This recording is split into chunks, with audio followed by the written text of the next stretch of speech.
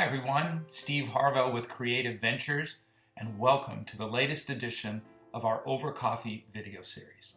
Today I'm going to take a piece from our Dazzling Blue strategy, the strategy that we build around the client experience, or around that small space between ordinary and extraordinary. Now, Colin and I are working with a couple of clients, different clients, on their client experience, on the way they can find separation and differentiation in a very crowded marketplace. And this separation is often the advantage that they are looking for isn't discovered or isn't found around the product or the service. It's instead found around the product or service, around the way the client feels about doing business with you. And you want to talk about a difficult battlefield? Let's talk about emotion. Emotion may be the hardest battlefield to discover an advantage in. So if you think about this, you have everything that's out of your control. Government intervention, regulations, product mix, competitive landscape, all of that. But the client experience you own. It's yours. In a business climate that's as fierce as this, advantages are as thin as parchment. So you should be making this idea of how a client feels about this client experience a focal point of your strategy. You know, the strangest part is the advantages you're looking for aren't often in the box you've built around your own industry. People that do what you do are looking at other people that do what you do. You should be looking at people that don't do what you do, but do something similar. If you're looking at waiting rooms and you're a medical practitioner's office, don't look at other medical offices. You should be looking at the Lexus waiting room. You should be looking for ideas similar to what you're doing, but outside your field of expertise. Do you know what the most popular ride at Disneyland and Disney World is? I'll give you a second.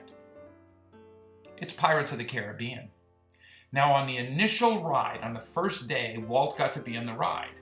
Prior to opening to the public, they did a little test run, a prototyping of what it was going to be like. And at the end, Walt said, "This is the most fantastic experience I've ever been on in our entire park. Nothing rivals it. Nothing is quite as good." But in the back of his head, he was thinking, where is a little thing I can do that would make the guest feel just a little differently? And he thought about the bayou, and he thought about what was missing at the opening through the moss-covered trees and twilight lighting effects and the banjo music, what was missing. And he discovered it was fireflies. Simple fireflies.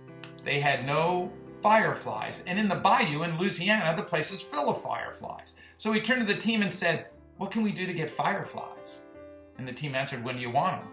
Not what do you mean, but when do you want them? A unique Disney response. And he said, "Before the ride opens."